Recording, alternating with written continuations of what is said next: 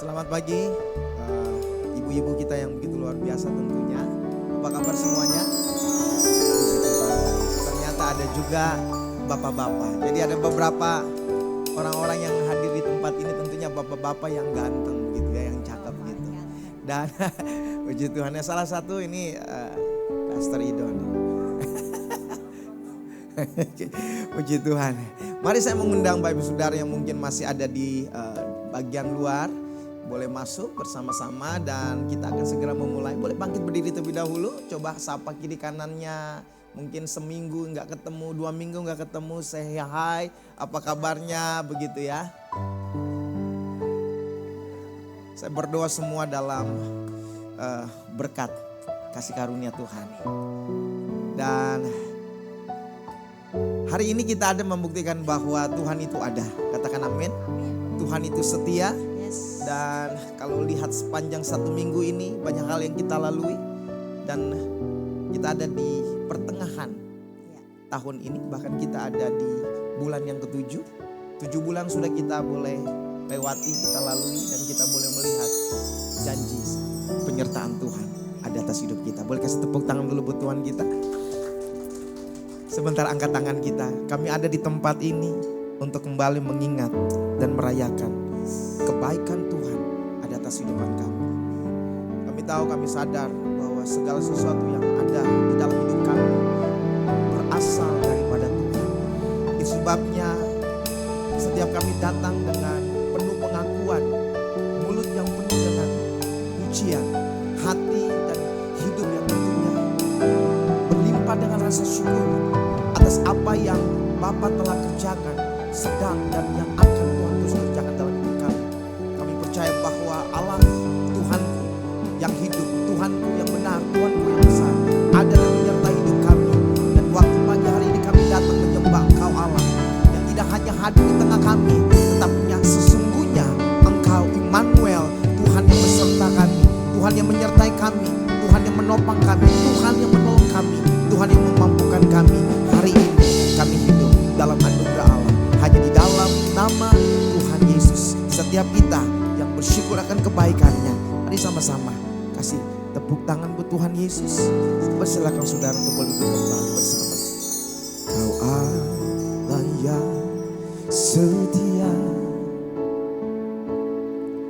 Bapa yang mulia, kasih-Mu besar Tuhan. Kau pulihkan hidupku,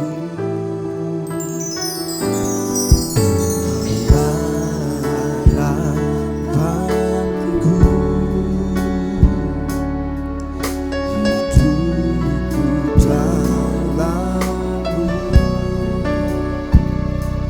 Terima kasih Tuhan, Kau selamatkan hidupku.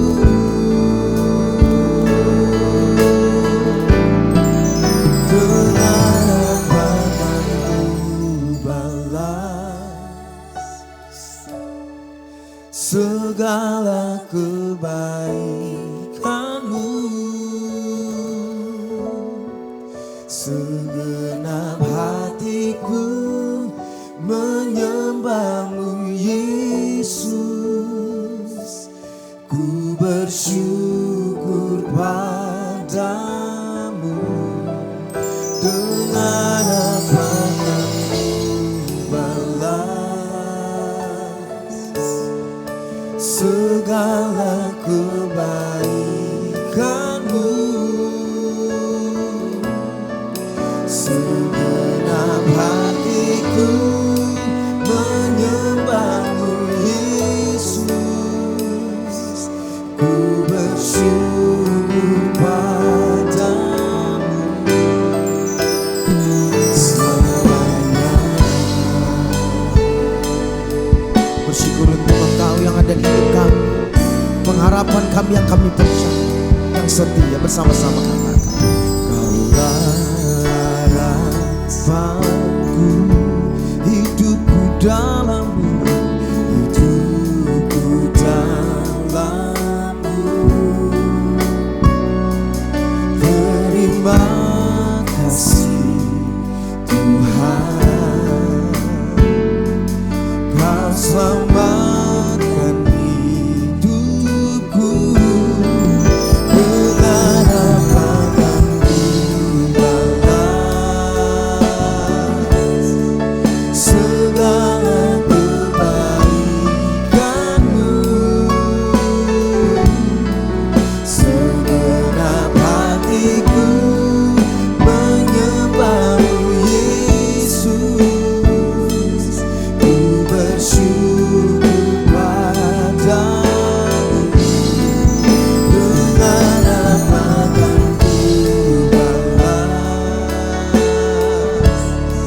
segala kebaikan-Mu.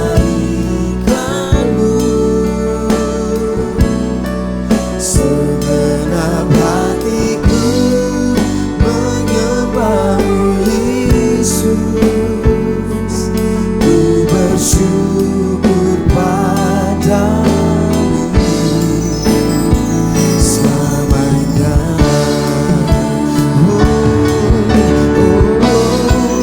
Dengan apa kan ku balas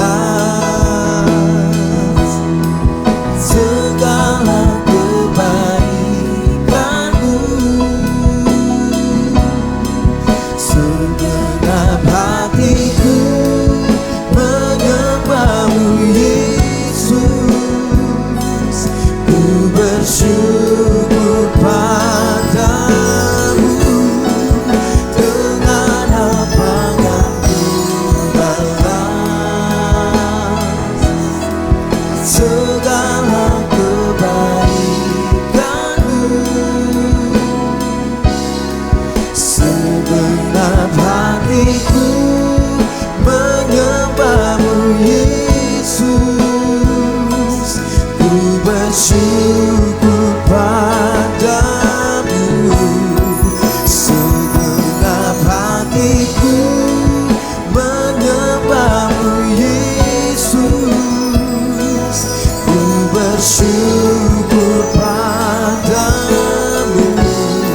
Segenap hatiku menyembah-Mu Yesus. Ku bersyukur padamu selamanya.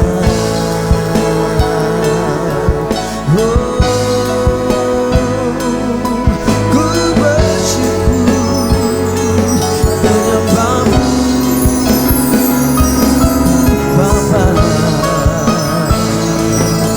Dengan segenap hati kami, dengan segenap kekuatan, dengan segenap jiwa, dengan segenap hati, pagi ini kami datang di hadirat-Mu, bawa korban syukur memuji nama-Mu. Tuhanku yang ajaib, Tuhan pengharapanku, Tuhanku yang setia. Engkau yang setia di hidup kami. Kebajikan dan kemurahan senantiasa mengikuti kami. Bagian yang terbaik adalah ketika kami ada di dalam Engkau. Dan Engkau yang kami percaya ada di hidup kami. Dan segala sesuatunya akan ditambahkan. Segala sesuatu akan dinyatakan. Segala sesuatu akan diberikan bagi hidup kami. Hari ini Tuhan, kami adalah orang-orang yang patut bersyukur untuk apa yang Tuhan sudah berikan bagi hidup kami. Banyaklah yang Engkau telah perbuat, ya Allah, ya Tuhanku, ajaib bagi hidup kami. Terima kasih. Maka sukacita kami berlimpah karena Tuhan ada di hidup kami. Sukacita Allah adalah sumber kekuatan kami. Terima kasih, terima kasih. Engkau hadir di tengah kami, memberikan damai sejahtera, memberikan kekuatan yang baru.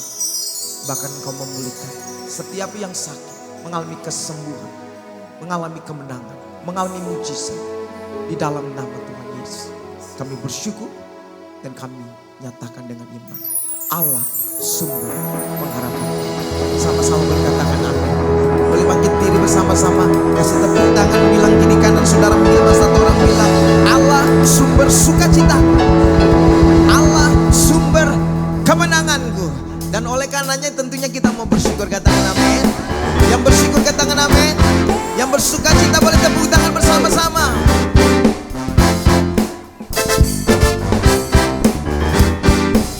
Mari antara pujian ini nyatakan dengan ini. Angkatlah suara. Angkatlah suaramu, puji dan serukan nama Yesus.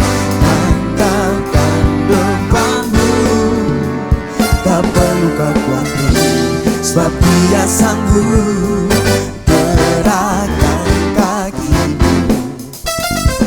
Menarilah dan bertepukan, bersukacitalah dan bermegahkan, sebab Dia sanggup. Sekarang nyanyikan kebesaran-Nya, kekuatan dan berkuasa, bersorak-sorai karena kasih-Nya melawan kita. Nyanyi bagi Dia. Mari yang bersukacita katakan haleluya. Bersama katakan, angkatlah suaramu, puji dan serukan nama Yesus. Angkatkan beban, katakan kiri kananmu, tak perlu ya, Dia yang sanggup. Gerakan kakimu, boleh menari bersama-sama dan bertepuk tangan, bersukacitalah dan berbuat sebab Dia sanggup. Yang percaya angkat tangan. Sekarang nyanyikan kebesaran-Nya, Dia kuat dan penuh kuasa. Oh, bersorak-sorai karena kasih-Nya telah datang melawan kita. Nyanyi bagi Dia, bernyanyilah bagi Dia, sebab Dia telah menyatakan kebaikan-Nya, kebesaran-Nya dan kuasa-Nya atas hidup kita. Yang percaya katakan amin. Yang bersukacita katakan yes. Mari yang bersukacita katakan bersama-sama. Sekarang nyanyikan kebesaran-Nya, Dia kuat dan ya, bersorak, bersorak-sorai. Boleh hanya jemaat saja. Nyanyi bagi, katakan sekarang nyanyikan. Ya, sekarang nyanyikan kebesaran-Nya. Ya, bersorak-sorai untuk kasih-Nya telah datang melawat kita. Nyanyi bagi Dia. Sekarang nyanyikan kebesaran-Nya, Dia kuat dan penuh kuasa, bersorak-sorai karena kasih-Nya telah datang melawat kita. Nyanyi bagi Dia. Sekarang nyanyikan kebesaran-Nya, Dia kuat dan penuh kuasa, bersorak-sorai karena kasih-Nya telah datang melawat kita. Nyanyi bagi Dia. Katakan kiri kananmu, nyanyi bagi Dia. Nyanyi bagi Dia. Mari nyanyi Dia, mari nyanyi bagi Dia, nyanyi bagi Dia. Haleluya. Dan biarlah segala yang bernafas memuji dan meninggikan nama-Mu. Dan hanya di dalam nama Tuhan Yesus kami bersyukur untuk anugerah Allah ada di hidup kami. Sama-sama katakan amin. Sampai silakan saudara boleh dulu kembali. Kami menikmati terus kebaikan-Mu, kebaikan Tuhan. Kami tahu kami hidup oleh karena janji, perkataan, firman. Dan bagian kami adalah memberi hidup kami untuk meninggikan nama-Mu. Terima kasih.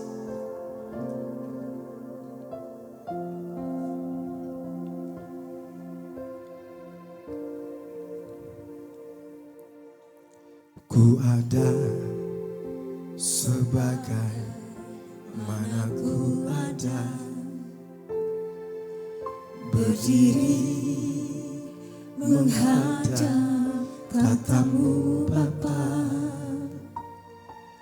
Semua karena anugerah-Mu yang telah selamatkanku.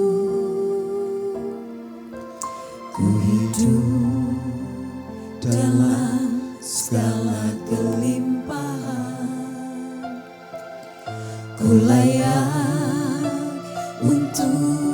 melayani Tuhan, semua karena anugerah-Mu tercurah bagiku. Besar anugerah-Mu, berlimpah kasih-Mu, semakin hari semakin bertambah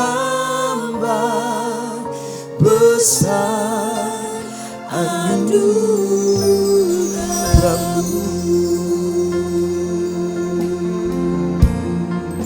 Bersama-sama kata, Ku ada sebagaimana ku ada, berdiri menghadap tatamu Bapa, semua karena anugerah-Mu yang telah selamatkanku. Ku hidup dalam segala kelimpahan, ku layak untuk melayani Tuhan. Benar Tuhan, terima kasih. Semua karena anugerah-Mu tercurah bagiku. Besar anugerah-Mu,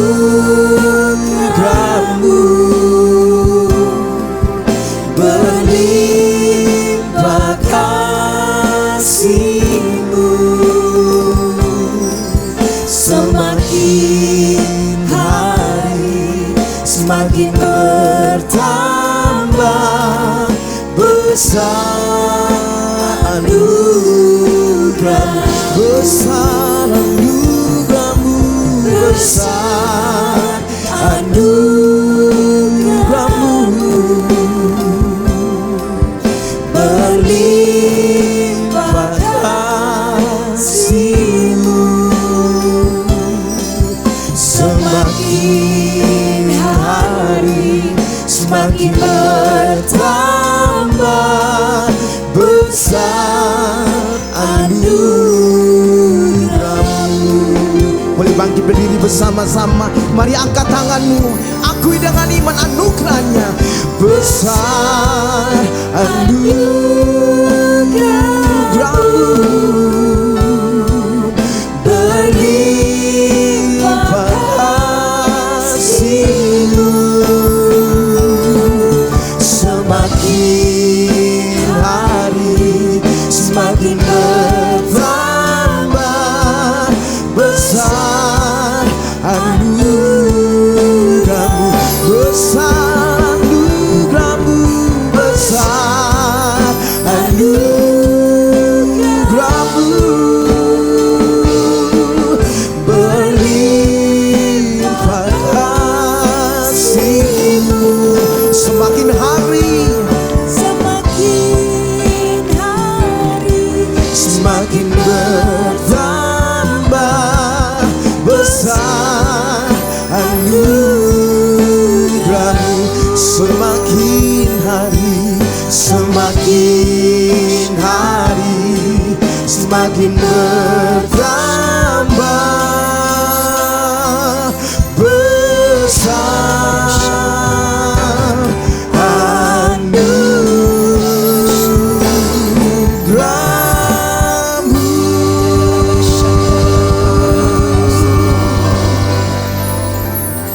Bapa yang baik, kami sungguh bersyukur untuk anugerah-Mu dalam setiap hidup kami. Kami hidup karena anugerah-Mu Tuhan. Terima kasih Bapa untuk setiap wanita-wanita-Mu. Engkau membentuk kami serupa dan segambar dengan Engkau. Untuk itu Tuhan, hamba-Mu berdoa untuk setiap wanita-Mu.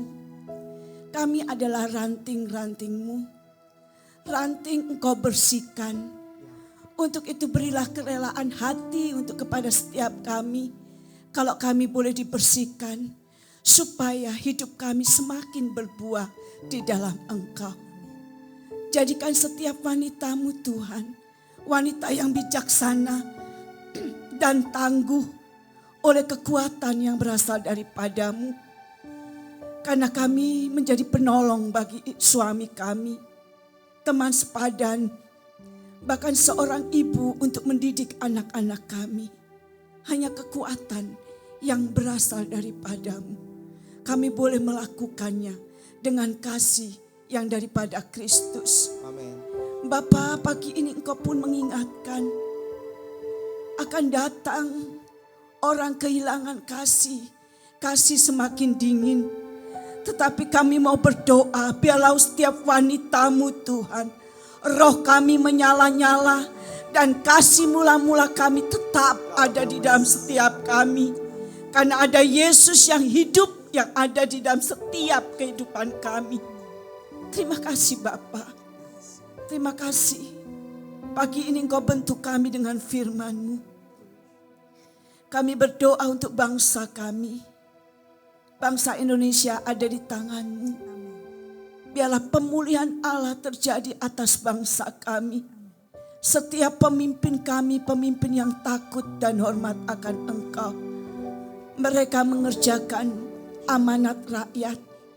Bukan karena mengeruk kekayaan pribadi atau golongan. Tetapi mereka melakukannya karena mengasihi rakyat Indonesia. Dari Sabang sampai Merauke Tuhan, Engkau memberkati. Dan Tuhan, ada pilkada untuk bulan November. Biarlah Tuhan ada keamanan melimpah di tengah-tengah bangsa kami. Terima kasih Bapa. Pakai setiap kami wanita-Mu juga Tuhan. Berkontribusi atas bangsa kami. Di mana Engkau tempatkan kami. Kami boleh mengusahakan kesejahteraan. Terima kasih Bapa. Terima kasih memberkati Pastor Timothy Abraham, Ibu Evelyn. Sebagai gembala atas setiap kami. Yang membentuk kami, mengajarkan kami. Untuk kami boleh menjadi anak-anak-Mu yang setia dan taat. Hati yang baru dan hati yang taat ada di dalam setiap wanita-Mu. Siang ini Tuhan Kau mengutus hamba-Mu, Bapak Pendeta Ridwan Huta Barat. Terima kasih Tuhan. Otoritas dan wibawa Allah ada di dalamnya. Kebenaran firman-Mu. Karena firman-Mu itu hidup. Dan firman-Mu itu yang mengerjakan di dalam kehidupan kami. Untuk kami lebih lagi serupa dengan Engkau. Terima kasih Tuhan, pengurapan Allah turun atas hamba-Mu. Dan setiap kami boleh duduk diam mendengarkan firman-Mu. Dan kami boleh menerima dengan baik dan menjadi remah bagi kehidupan kami. Oleh kuat kuasa Roh Kudus-Mu kami boleh melakukannya. Dan kami boleh mengerjakan keselamatan itu di dalam takut dan gentar akan Engkau. Berfirmanlah Tuhan, kami siap di dalam nama Tuhan Yesus. Kami berdoa dan ucap syukur. Amin. Besar anugerah-Mu,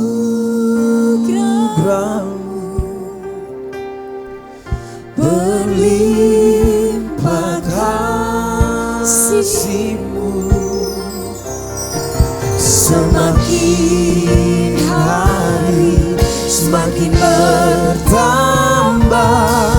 Besar anugerah. Saya persilakan Bapak Pendeta Ridwan Huta Barat. Besar anugerah-Mu, besar anugerah-Mu, berlimpah kasih-Mu, semakin hari semakin bertambah. Besar anugerah-Mu, semakin hari semakin bertambah.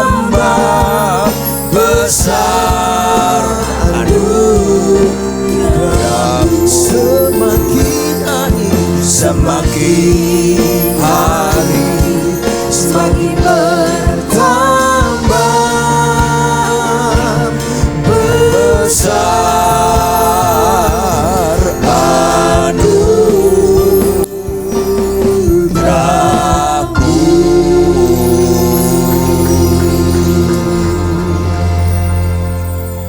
Amin. Silakan duduk. Shalom. Tadi sudah didoakan firman Tuhan, terima kasih. Saudara yang kekasih, terima kasih juga WL. Udah lama gak ketemu orang ganteng satu ini. Tapi saya jujur, suara dia ini tenor murni. Nada dasarnya kurang terlalu tinggi, jadi ibu-ibu diambilnya terlalu rendah. Kalau saya ikut suara dia, suara saya bariton. Jadi cenderung saya ambil suara dua, kalau enggak bass saya ambil kalau dia nyanyi mimpin pujian. Agak istimewa orang ini. Harus dilestarikan dia ini.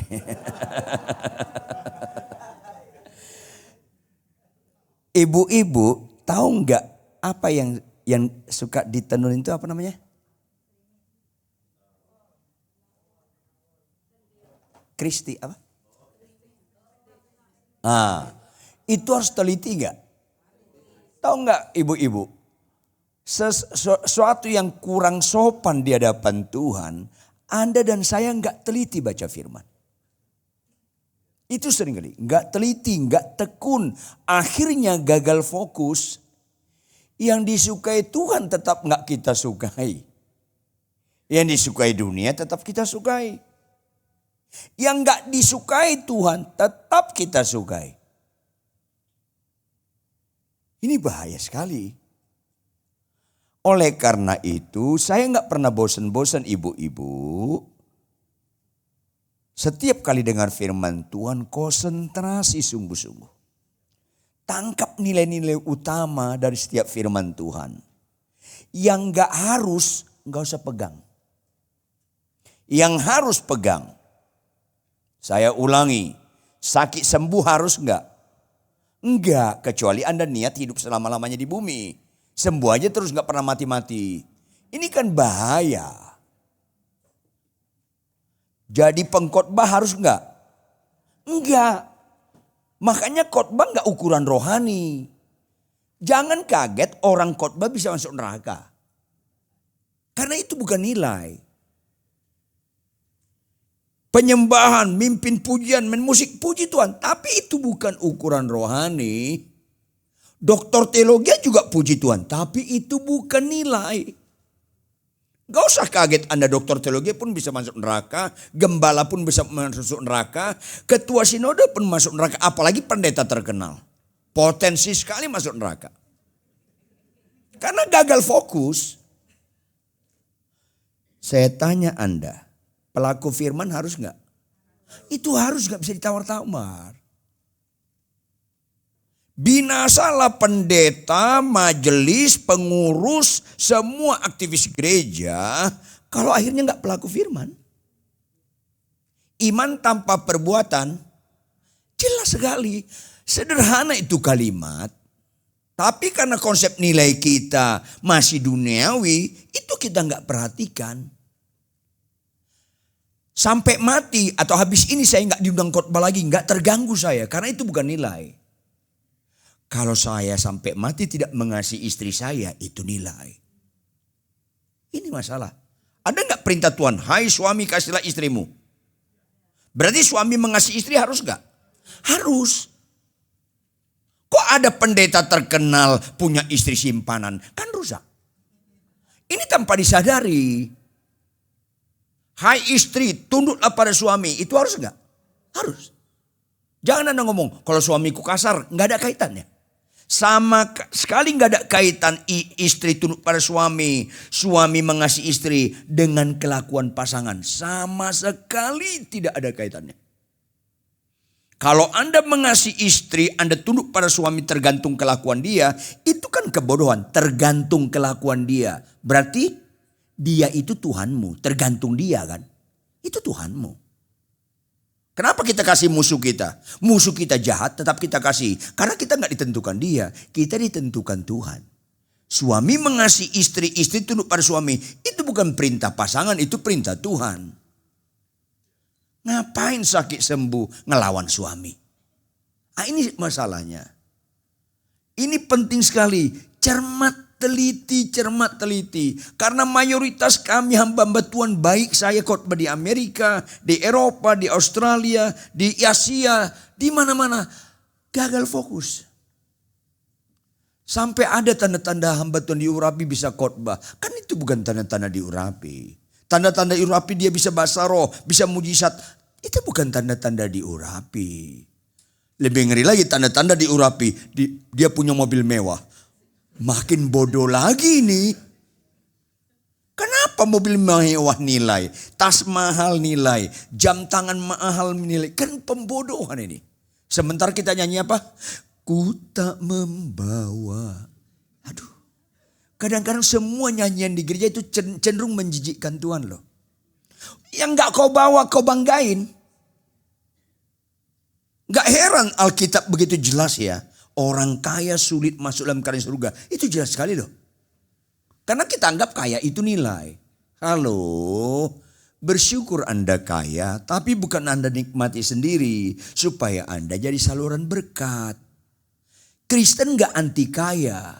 Kristen anti kekayaan itu menjadi nilai. Itu anti kita.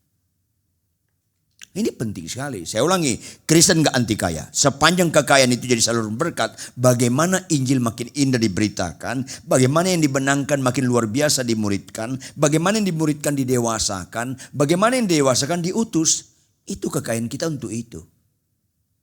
Kok gak ada amin ya? Amin berikutnya itu latah, gak spontan. Ini masalahnya.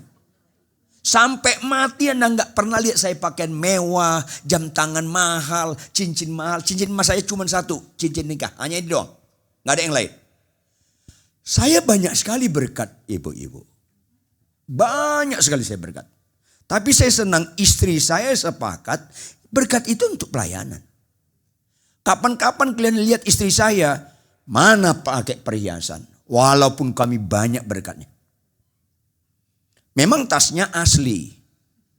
Merek Elizabeth buatan Bandung. Yang penting asli. Karena suaminya pun asli. Kok ada ibu-ibu tasnya mahal-mahal. Saking mindernya ada orang yang gak mampu. Beli tas merek KW. Ya Tuhan.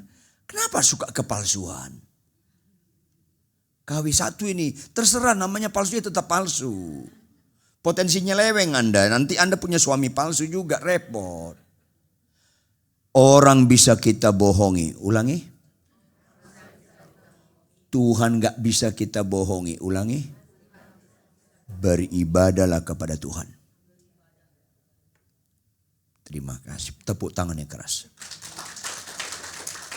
Suka tidak suka, mau gak mau, waktunya akan datang Yesus jadi hakim. Orang gak pernah jadi hakim. Saya gak terganggu dengan penilaian orang. Saya terganggu menurut penilaian Tuhan. Karena orang gak bisa jadi hakim saya.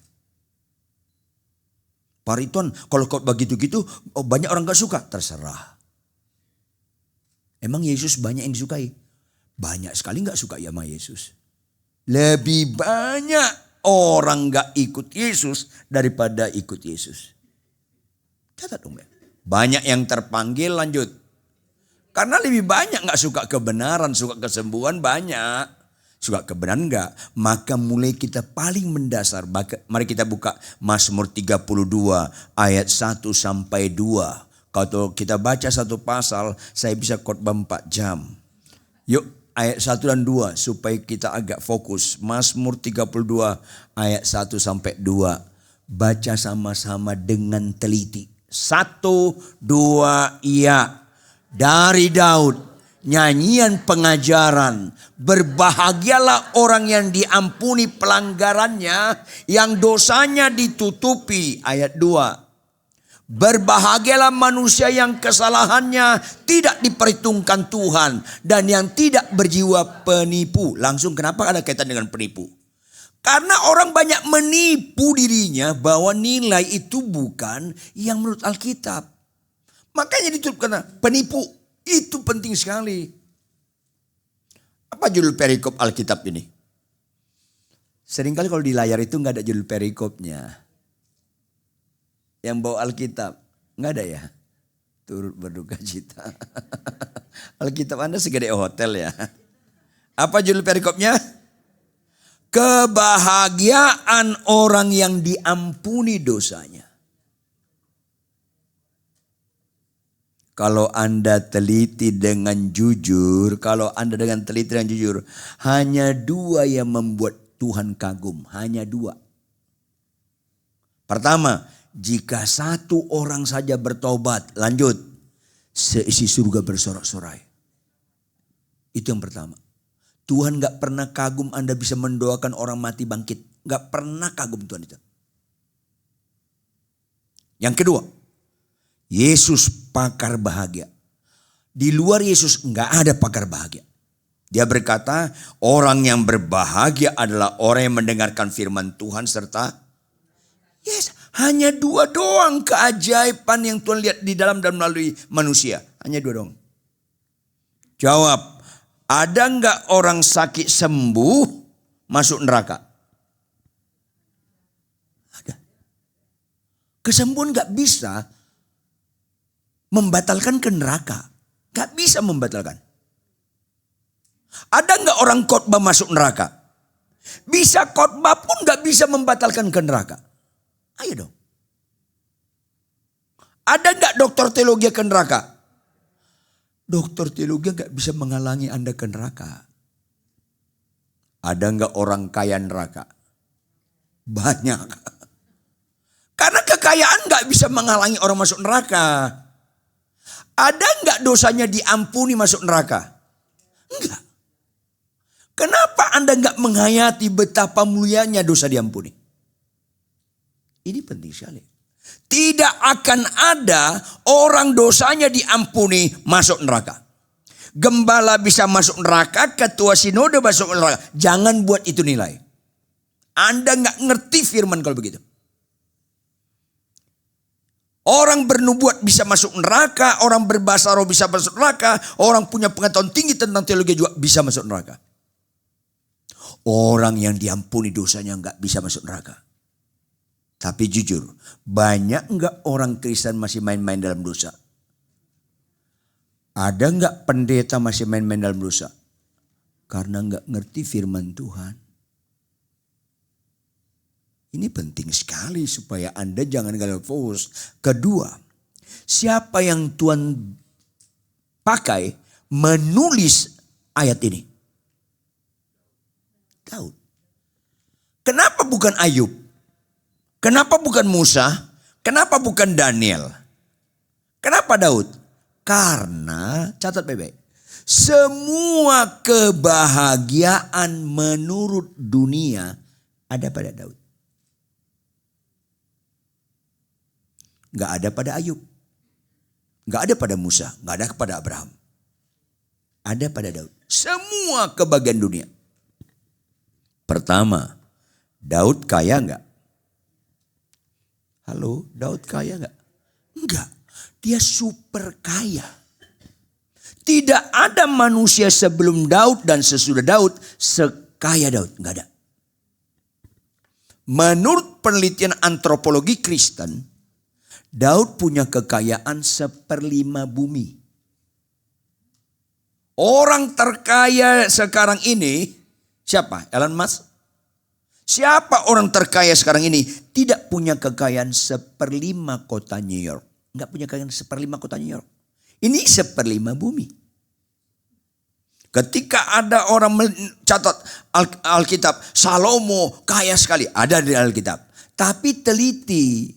Kayanya karena apa? Makanya harus teliti. 90% kekayaan Salomo dari Daud. Dia hanya dapat 10, yang menambah 10%. 90% dari Daud. Halo, Daud punya warisan gak dari Isai? Kagak. Kalau Anda teliti, Isai tidak suka dengan Daud. Daud mengalami penolakan dari Isai sampai ada tulisan Daud, biarpun papa mamaku meninggalkan aku, yang penting Tuhan tidak meninggalkan aku. Samuel disuruh Tuhan mengurapi anak Isai. Sedikit pun Isai nggak pernah menyodorkan Daud. Sedikit pun Isai nggak pernah menyodorkan Daud. Karena didesak Samuel. Masa ini aja anakmu? Iya. Masa nggak? Coba ada lagi nggak? Ada sih lagi gembala domba. Nggak rela dia. Karena dikejar Samuel. Daud nggak punya warisan dari orang tuanya. Kekayaannya itu benar-benar luar biasa. Banyak nggak orang dunia menyimpulkan bahagia itu kalau kaya? Banyak. Tapi jujur, kaya identik bahagia nggak? Enggak. Survei membuktikan, ini penelitian. Bukan asal-asalan. Survei membuktikan mana lebih tinggi angka perceraian di kalangan orang kaya atau sederhana. Orang kaya. Mana lebih banyak penyelewengan di kalangan orang kaya atau orang sederhana? Orang kaya. Bukan gak ada orang miskin pun ada nyeleweng. Tapi jauh lebih sedikit. Ayo dong. Mana lebih tinggi angka stres, depresi di kalangan orang kaya atau orang sederhana? Orang kaya. Ayo dong. Yang kedua yang dicari dunia tentang kebahagiaan, kedudukan. Ada yang tahu nggak Daud statusnya apa? Ada yang tahu nggak? Raja menurut orang Israel. Menurut dunia dia rajanya para raja. Makanya raja-raja bangsa lain rutin memberikan upeti kepada dia. Raja-raja bangsa lain rutin memberikan upeti kepada dia. Menyatakan penundukan. Daud raja para raja. Bukan hanya raja Israel. Yang tidak dimiliki oleh Musa, Abraham, Ayub gak punya kedudukan tinggi begini. Ada orang Kristen supaya dia dapat terpenuhi jadi jenderal. Dia jual imannya. Karena ada beberapa tahun di negara ini tidak tertulis. Dihalangi kepercayaan lain selain kepercayaan tertentu untuk jadi jenderal. Dijual. Daud itu kedudukannya sangat tinggi. Tapi dia tidak pernah meletakkan berbahagialah orang yang kaya, berbahagialah orang kedudukan yang tinggi. Enggak diletakkan ke situ. Apalagi kebahagiaan menurut dunia. Ada jemaat saya bilang, puji Tuhan Pak Ridwan, calon menantu saya artis. Saya bilang, puji Tuhan. Tetapi itu bukan nilai. Banyak gak artis kawin cerai? Sedih rasanya. Saya bingung kalau itu nilai. Kalau artis identik populer. Banyak orang merasa populer itu nilai. Saya sedih. Itu juga masuk di kalangan para pendeta. Merasa hebat pendeta terkenal. Aduh Tuhan. Terkenal itu enggak nilai. Saya takutnya pendeta-pendeta pedalaman yang jemaatnya 20, 30. Tapi tekun melayan jemaatnya lebih berposisi mulia di surga daripada pendeta-pendeta besar di kota besar ini. Catat baik-baik. Hati-hati loh. Karena kita kagum, pendeta itu jemaatnya banyak. Jemaat banyak bukan nilai. Mayoritas gereja besar, dengar baik-baik. Big church, mayoritas blunder. Catat baik-baik itu. Karena gak bicara legacy. Do you know legacy? Orang berhasil bukan saat dia hidup. Orang berhasil ketika dia mati masih lanjut gak bagus itu yang dilayani dia. Dan itu rata-rata gak terjadi. Setelah dia meninggal anaknya mulai turun merosot. Karena dia pikir saat dia memang gak ngerti nilai orang-orang seperti ini. What next setelah kita meninggal? Anak-anak kita benar gak? Jangan saat kita, itu legacy. Warisan lebih daripada heritage. Ini penting sekali. Oleh karena itu Daud termasuk sedih. Dia legacy gagal. Salomo punya istri 1000 mulai hancur. Start Salomo, anak-anaknya pecah itu Israel. Ini penting supaya pengorbanan Kristus memberikan legasi kepada kita. Jadi Kristen jangan murahan. Jadilah Kristen yang sungguh-sungguh siap mati dengan kebenaran, dengan kekudusan. Itu baru legasi dari Yesus. Ini penting sekali. Kalau dibilang Pak Ridwan itu hamba Tuhan terkenal. Mana ada nilai itu? Sama sekali enggak. Jujur, Fadlizon terkenal enggak? Terkenal. Buktinya Anda tahu. Ratna Sarumpait terkenal enggak? Terkenal. Aidit terkenal enggak? Hitler terkenal enggak? Terkenal itu bukan nilai. Karena dalam kejahatan pun bisa terkenal. Kok ada bangga terkenal, padahal rumah tangga berantakan. Ada apa Kristen ini? Kok ada pendeta menikmati terkenal, padahal rumah tangganya berantakan. Kan rusak ini Kristen. Ini penting sekali. Daud itu sangat terkenal. Survei membuktikan nama Daud dengan segala versinya paling banyak di bumi. Agama Yahudi pakai nama Daud banyak. Agama Kristen lebih lagi banyak dengan segala versinya. Islam juga banyak. Nama Ridwan sedikit sekali. Kata Anda penistaan. Nama Timothy lebih banyak daripada nama Ridwan. Iya, di Amerika Anda cari nama Timothy, ada bintang film terkenal juga ada namanya Timothy, mantan bintang James Bond. Kalau lu nggak tahu ya nggak apa-apa lah. Ridwan mana Anda terkenal-terkenalnya? Yang saya simpulkan secara cepat.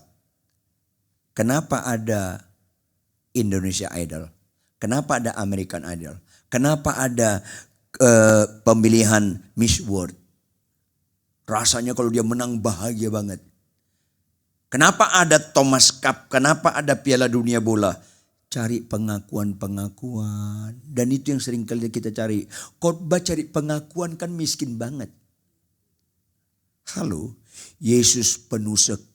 Daud penuh sekali dengan pengakuan. Penuh sekali. Sebelum jadi raja, orang Israel sudah ngarang lagu. Saul mengalahkan beribu-ribu musuh, lanjut. Tetapi Daud, tahu laksa nggak? Bukan makanan, kok laparan deh nih. Laksa itu puluhan ribu. Lapar ya sama. Saudara, udah diakui dia sebelum jadi sampai Saul mau membunuh dia. Kok dia lebih diakui dari saya? Setelah dia jadi raja, sangat syarat dengan pengakuan. Raja-raja lain mengakui dia. Setelah dia mati, semua raja-raja Israel, 100 tahun kemudian, semua raja-raja Israel mengacu ke dia. Hizkia takut akan Tuhan, tapi tidak sesaleh nenek moyangnya Daud ke Daud. Yosia menghancurkan patung-patung ibu mertuanya, tapi tidak sesaleh nenek moyangnya Daud. Penuh pengakuan sampai detik ini. Tahu nggak lambang bendera Israel bintang apa? Sedikit pun nggak niat jadi bintang 7. Tetap bintang Daud. Pengakuan, bahkan Allah pun mengakui Daud. Dalam perjanjian baru lahirlah lagu Natal. Kristus anak. Bukan anak Ucup. Anak Daud. Papanya disebut Yusuf enggak papa disebut. Tapi disebut anak Daud. Diakui Allah. Bahwa keturunan Daud ada Mesias. Itu dari perjanjian lama. Tetapi itu bukan nilai. Enggak pernah Daud menulis berbahagialah orang yang penuh dengan pengakuan. Tetapi berbahagialah orang yang diampuni pelanggarannya, yang dosanya ditutupi, pakai tanda seru, penegasan. Ini seringkali kita enggak renungkan. Saya bisa khotbah karena dosa saya diampuni. Bukan karena saya pintar. Saya bisa dikaruniakan melayani hari ini karena dosaku diampuni. Kenapa orang gagal? Catat baik-baik saudara sekalian. Orang tanpa sadar bahwa di dunia ini ada 5 jenis kebahagiaan. Ada berapa jenis? Pertama, kebahagiaan sejati. Ulangi apa? Ini dia. Kedua, kebahagiaan umum. Ulangi, apa yang kedua? Mayoritas orang Kristen dan pendeta belum meletakkan kebahagiaan di kebahagiaan sejati. Masih kebahagiaan umum. Ketiga, kebahagiaan penipu. Tanpa sadar kita, kalau konsep nilai kita belum selaras dengan Tuhan, kita menipu diri kita. Itu yang dialami para murid-murid Yesus. Tanpa sadar. Dan mayoritas manusia dunia, dan sedihnya minimal 50-50 di kalangan kami hamba Tuhan masih menganut kebahagiaan menipu. Yang keempat, kebahagiaan hina, bodoh dan bobrok. Ulangi, apa yang keempat? Tidak sedikit orang Kristen masih menganut ini. Ngeri sekali loh. Yang terakhir, kebahagiaan murahan. Apa yang terakhir? Saya mulai dengan kelima, kebahagiaan murahan. Saya pernah alami, saya mahasiswa sekuler dulu. Sebelum saya sekolah teologi, saya mahasiswa sekuler. Duit saya pas-pasan. Begitu nunggu bus, saya lihat banyak yang ngantri di halte. Begitu berhenti busnya, masuk saya nyelip-nyelip. Maksudnya apa? Supaya kondektur nggak tahu saya penumpang baru masuk. Begitu diminta ongkosnya, kan dulu minta ongkos kan? Saya lewat, bahagia saya. Ini kan murahan. Nyambung nggak sih? Bapak Ibu nyambung nggak? Ya nyambung lah, orang Anda yang saya maksud juga. Nggak mungkin nggak nyambung. Apa berikutnya? Masih ingat nggak duit 10.000 yang merah mirip 100.000? Satu kali ada orang belanja pakai duit 10.000, belanja 6.000. Kembalinya harusnya berapa? 4.000. Tapi punya warung salah, dikiranya 100.000, dikembalikan 94.000. Apa bilang? Puji Tuhan, berkat khusus. Duh, bodoh. Kalau ada kembalian lebih, pulangin. Ini kebahagiaan murahan. Bahkan ada pendeta, jemaatnya orang kaya, kebetulan oma-oma sudah tua. Suka sekali pinjam duit karena dia tahu pasti oma itu lupa nagih. Dimanfaatkan pendeta ini. Murahan sekali loh. Lu lagi pinggiran jurang neraka loh ini. Tapi tetap bisa khotbah, bisa penyembahan. Ngeri loh Kristen seperti ini. Terus bisa mendoakan orang sakit sembuh. Ngeri loh. Ini penting sekali. Tolonglah ibu-ibu, jangan menganut kebahagiaan murahan. Salah satu yang ngeri kebahagiaan murahan apa? Enso Anda, tahu enso enggak ya? Ipar, bukan soang. Ipar Anda yang nyakiti Anda. Tetangga Anda yang nyakiti Anda. Kecelakaan, Anda bahagia. Rasain lu, karma lu. Lu bodoh banget, itu murahan sekali. Kalau nggak percaya Anda, matilah nanti malam. Tanya Tuhan Yesus, pasti itu murahan. Puji Tuhan kalau bisa bangkit lagi Anda. Rata-rata orang mati baru insaf. Expired. Makanya bersyukurlah Anda sebelum mati dengar khotbah-khotbah seperti ini. Bukan soal sakit sembuh. Itu murahan. Berikutnya yang keempat, yang lebih ngeri apa? Kebahagiaan hina, bodoh dan bobrok. Apa itu? Anda berbuat dosa nggak ketahuan Anda bahagia. Beberapa pendukung-pendukung dana gereja, saya pernah bimbing, pendukung gereja-gereja tertentu, saya pernah bimbing. Kalau dia menggelapkan pajak, nggak ketahuan dia bahagia. Tapi didukung pembangunan gereja, didukung pelayan. Saya bilang lain kali jangan dukung loh. Sementara lu nggak rohani, menggelapkan pajak. Sisi lain kau merasa rohani membantu gereja. Nggak menolong kerohanianmu. Nggak sedikit orang Kristen memiliki kehinaan hina, memiliki kebahagiaan hina, bodoh dan bobrok. Ada pendeta, ada tidak sedikit orang Kristen berzina, nggak ketahuan. Untung nggak ketahuan. Untung apa lo? Untung apa lo? Yang kayak gini harus dikhotbahkan di gereja, bukan sakit sembuh. Supaya jemaat itu jangan binasa ke neraka. Kok berbuat dosa nggak ketahuan, lega Anda. Dan itu pernah dialami Daud. Apa dosa Daud yang ngeri?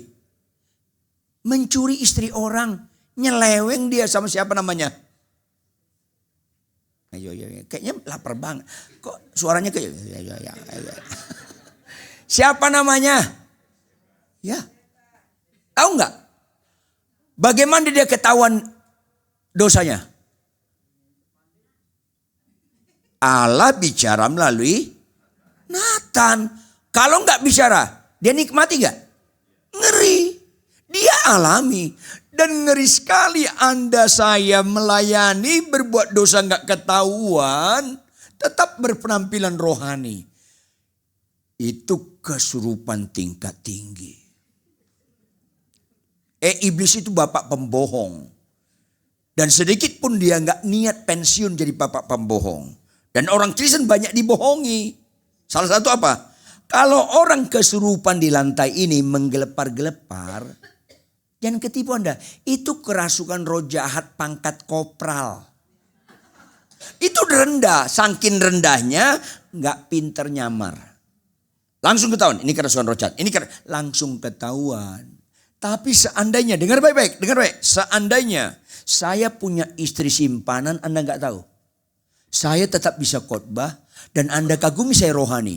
Itu kan kesurupan tingkat tinggi. Canggih banget iblis mengemas sedemikian rupa. Malanglah nasib Anda dan saya. Kalau berbuat dosa nggak ketahuan, tetap dianggap rohani. Ayo dong. Kalau ada istilah neraka paling bawah terjadi pada pendeta-pendeta begini. Ayo dong.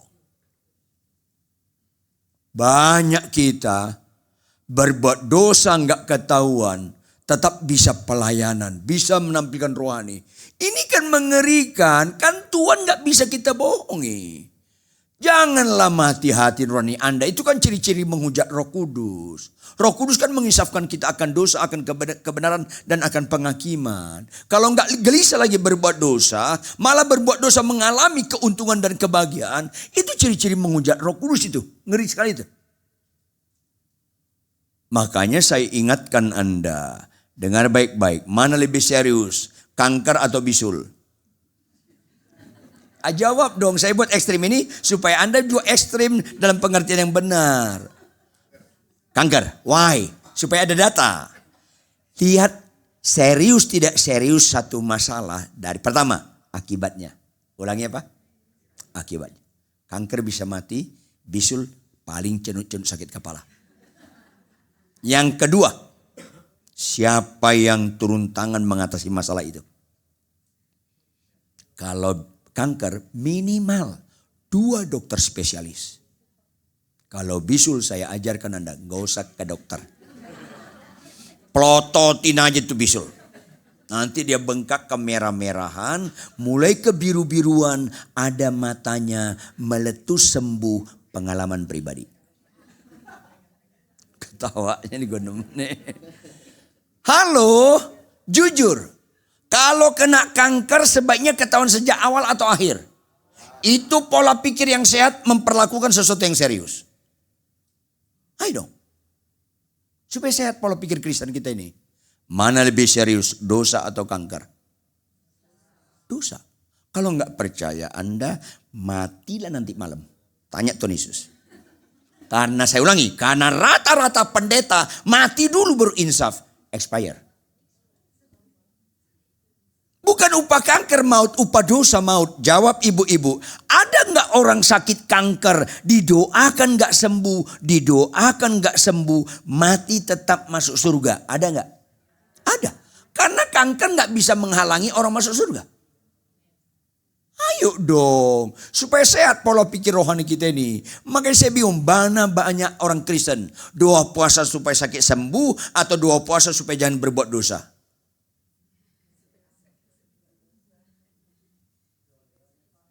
Kayak rohani kadang-kadang orang Kristen.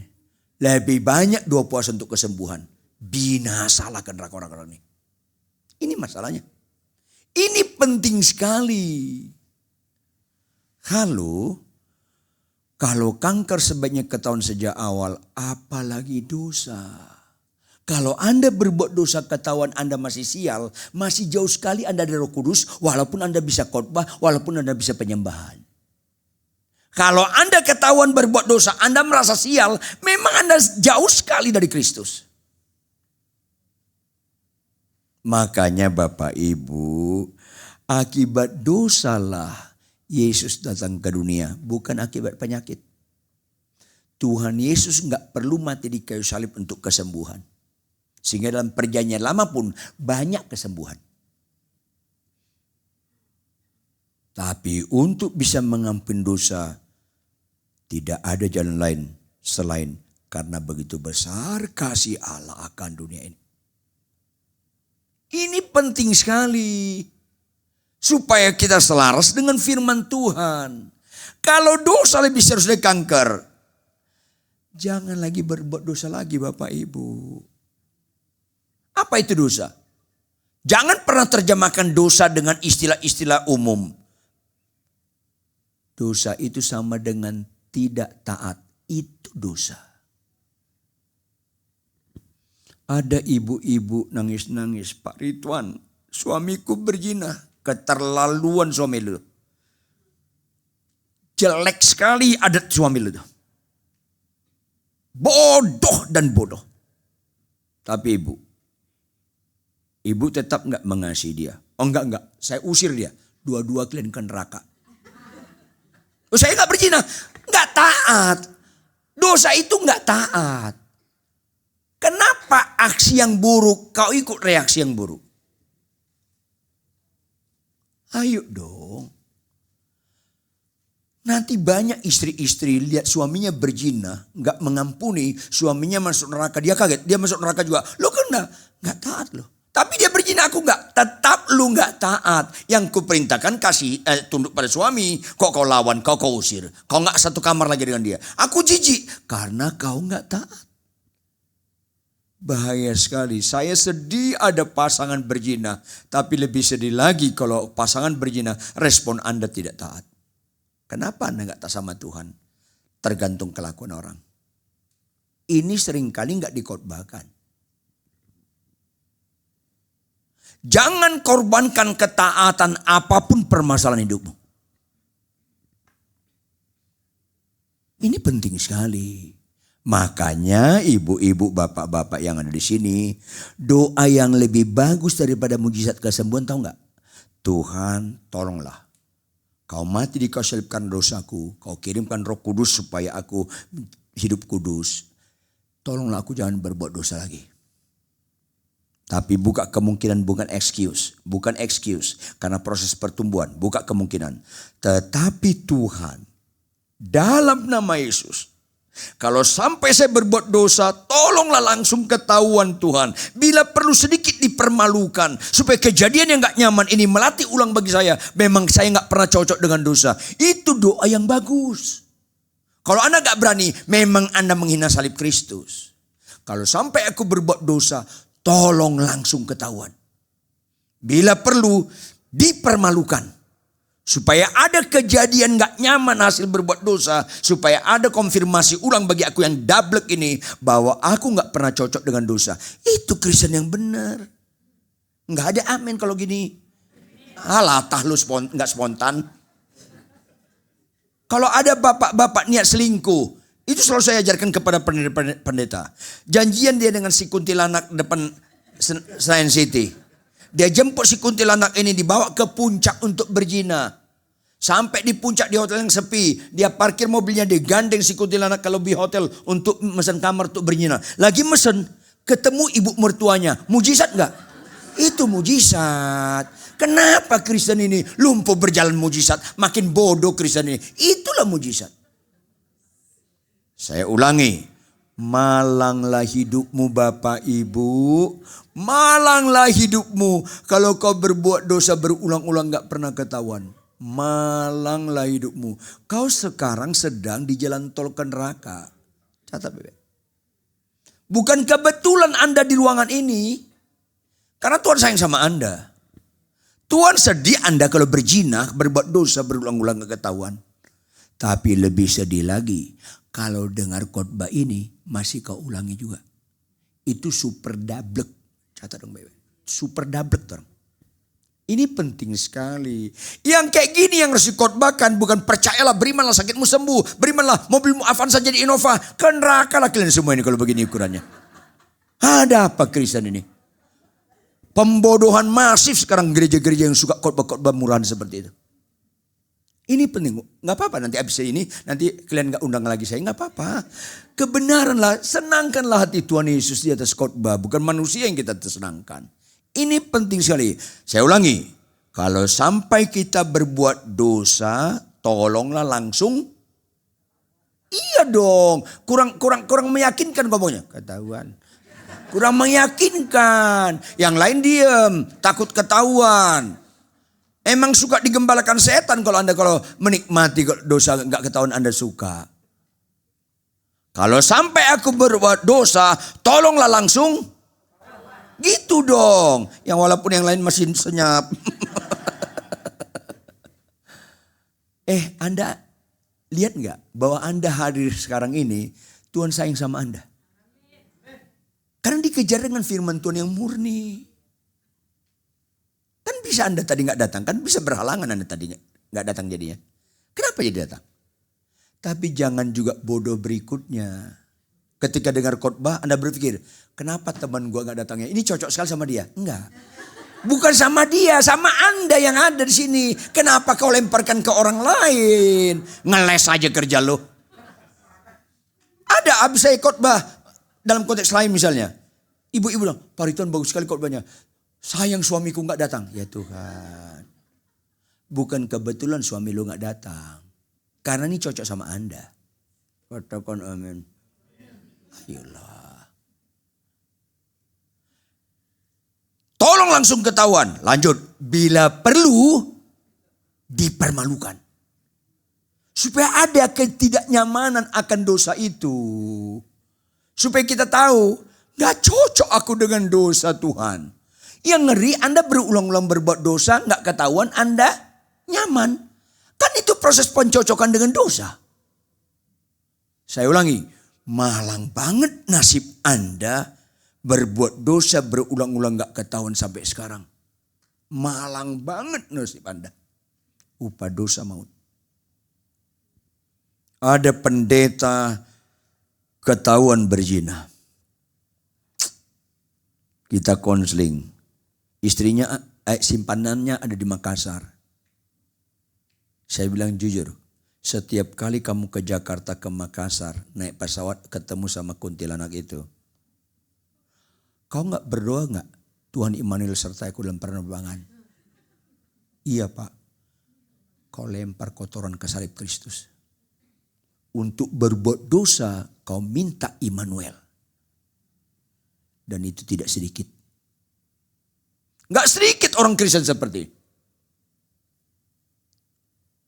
Halo. Karena gak mengerti firman. Khotbah belum tentu bisa mengerti firman. Khotbah banyak orang bertobat. Belum tentu itu mengerti firman. Mengerti itu bukan knowledge. Bukan gunosku. Tapi oida. Ngerti itu di kelakuan. Kalau Anda pelaku firman itu yang ngerti sama Tuhan. Khotbah bagus gak ngerti sama Tuhan. Kalau enggak pelaku.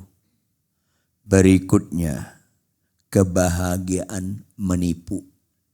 Tolong tampilkan operator Lukas 10 ayat 20. Yang tanpa disadari orang Kristen. Lukas 10 ayat 20.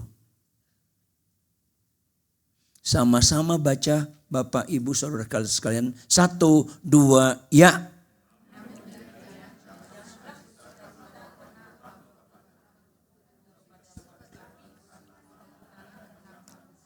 Konteks ini Yesus mengutus muridnya 2 pelayanan. Begitu pelayanan ada roh jahat kalah, takluk. Bangga murid-muridnya, puji Tuhan, roh jahat takluk, ada sakit sembuh. Tuhan bilang stop. Kalau kau letakkan kebahagiaan banyaknya pelayananmu, banyaknya mujizat, lu bodoh. Berbahagialah, namamu masih ada terdaftar di surga. Karena banyak orang pelayanan, mujizat-mujizat, namanya nggak terdaftar lagi di surga. Makanya setiap sekali saya khotbah, kalau saya pulang, cenderung saya di kamar langsung saya letakkan muka saya ke lantai.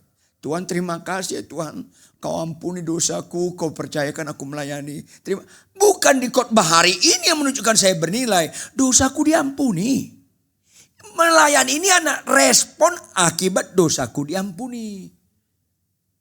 Ini tanpa disadari. Banyak orang, mana tadinya? Banyak orang meletakkan sukacita. Khotbah di Amerika, khotbah depan ratusan ribu. Halo. Anda lihat gak di India? Ada pendeta-pendeta agama Hindu. Jutaan umatnya. Gak ada apa-apanya kebanyakan pendeta sekarang. Kok jumlah banyak khotbah kita bernilai? Tahu gak Anda? Jawab dengan tegas. Saya khotbah di depan ratusan ribu. Dengan khotbah di depan 20. Tuhan sama-sama hadir gak? Sama gak Tuhannya? Kita hamba Tuhan atau hamba jumlah? Ayo dong. Kok lebih indah? Kenapa? Ujung-ujungnya kalau jemaat banyak, khotbah yang besar, persembahannya gede. Kenapa kau letakkan di situ? Karena nggak ngerti karya Kristus. Karya terbesar, lanjut, dalam hidupku, pengorbananmu. Jangan karena pengorbananmu yang membuat aku khotbah, bukan. Itu mana lagi ayatnya, kok pelit banget loh. Ini dia. Bersukacitalah karena namamu. Kalau dosamu diampuni, namamu tercantum di surga.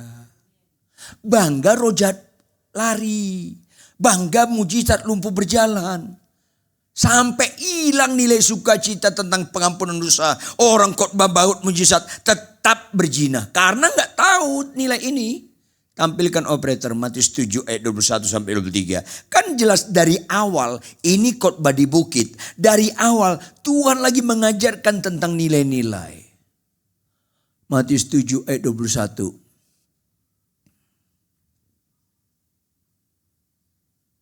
Bukan setiap orang yang berseru kepadaku, Tuhan, Tuhan akan masuk dalam kerajaan surga. Lanjut.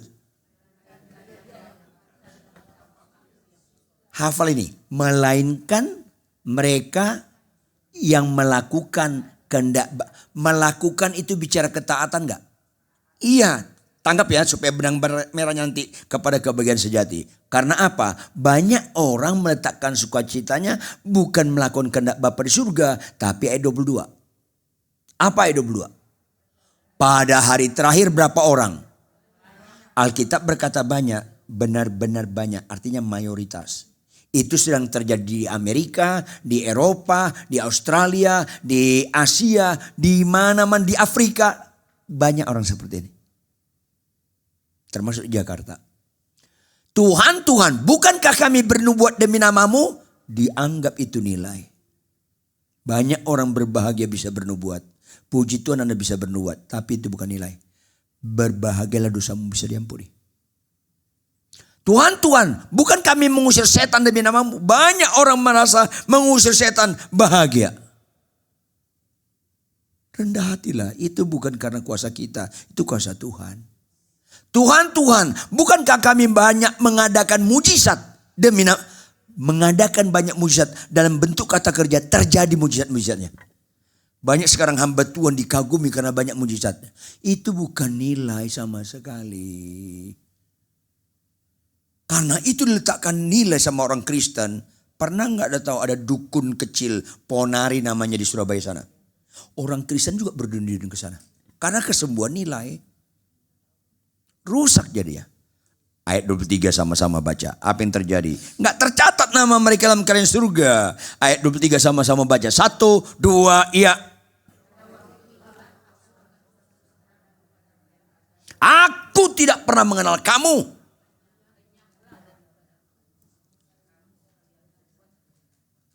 Banyaklah kalian berdoa untuk pendeta-pendeta supaya nilai mereka bukan karena banyak pelayanan, banyak mujizat, apalagi makin tambah kekayaan. Jangan lagi itu, banyaklah kalian berdoa. Supaya jangan banyak pendeta masuk neraka. Ditolak Tuhan. Kalau pendeta bisa masuk neraka, worship leader bisa masuk neraka enggak? Bisa. Singers, pemain musik bisa enggak? Penunjuk multimedia bisa? Bisa, jangan pura-pura enggak nyambung loh. Termasuk ibu-ibu di sini. Ayo dong. Cukup keras firman ini supaya kita jangan lagi gagal fokus. Berbahagialah dosa pun diampuni.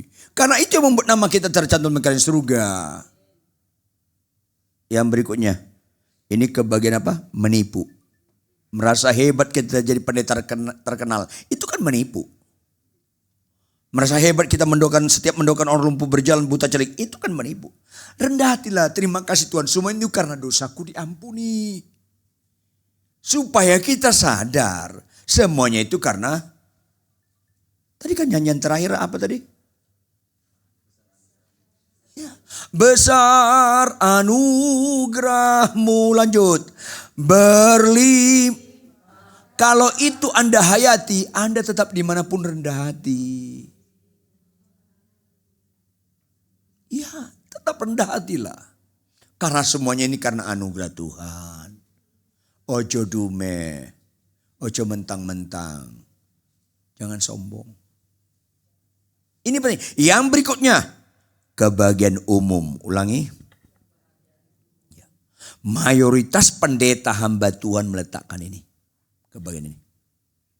Tadi sudah saya singgung. Banyak gak kami pendeta kaya itu bahagia? Itu kan duniawi banget. Saking kayanya gak mau berkorban. Ada apa Kristen ini? Kan singkat hidup ini. Ayolah. Banyak gak orang Kristen sakit sembuh bahagia? Banyak banget. Jawab dong. Agama lain kalau sakit sembuh bahagia gak? Penjahat kalau sakit sembuh bahagia gak? Mulai cerdas. Kalau penjahat suka terhadap sesuatu, percayalah Anda, sesuatu itu gak ada istimewanya. Penjahat suka gak kesembuhan? Berarti kesembuhan itu gak ada istimewanya. Ada apa Kristen ini? Penjahat pun suka. Ini penting sekali. Rata-rata orang gereja khotbah-khotbah arahnya kepada kebahagiaan umum.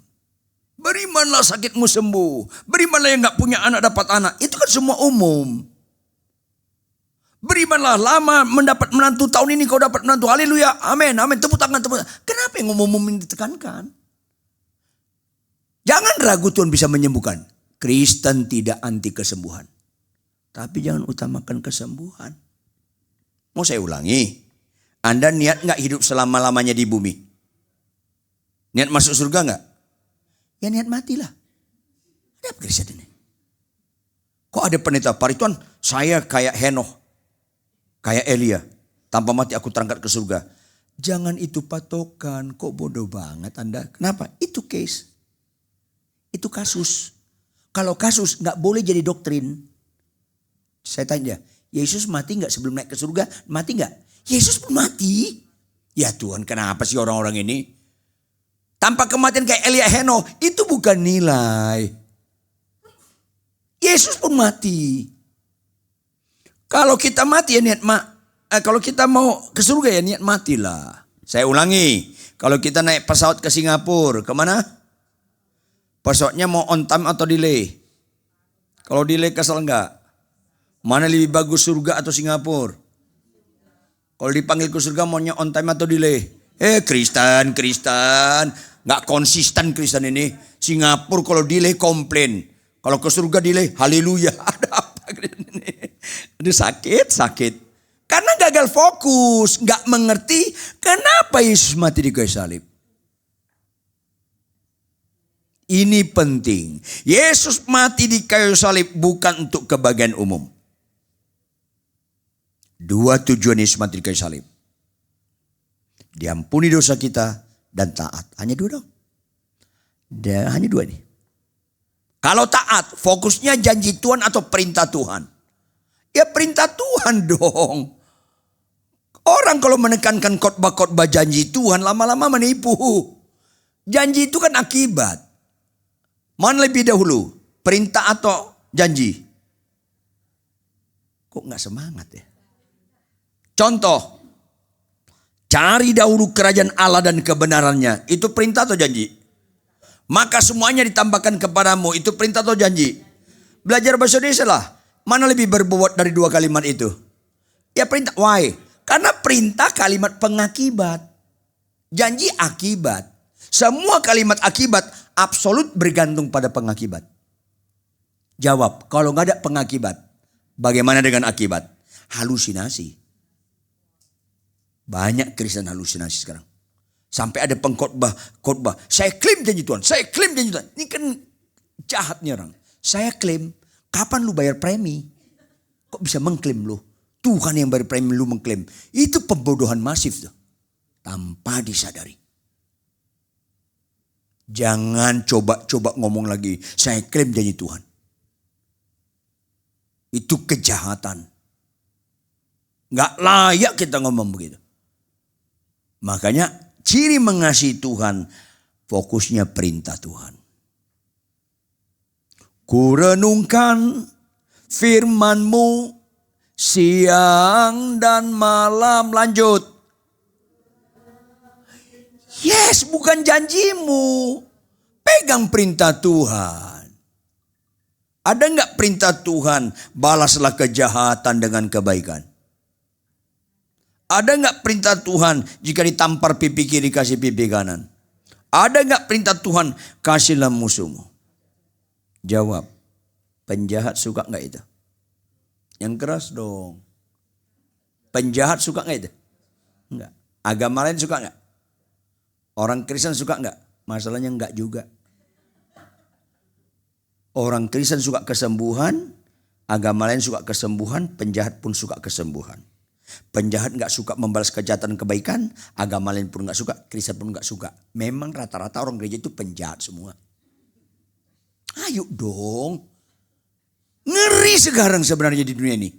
Makin canggih iblis itu menipu orang Kristen pendeta karena fokusnya bukan perintah Tuhan. Kita mulai Kejadian 2 ayat 16 sampai 17 operator. Kebahagiaan sejati. Kejadian 2 ayat 16. Perhatikan baik-baik Bapak Ibu. Allah adalah kasih. Ulangi. Allah menciptakan kita segambar dengan Dia. Karena kita segambar dengan Dia, kita makhluk kasih.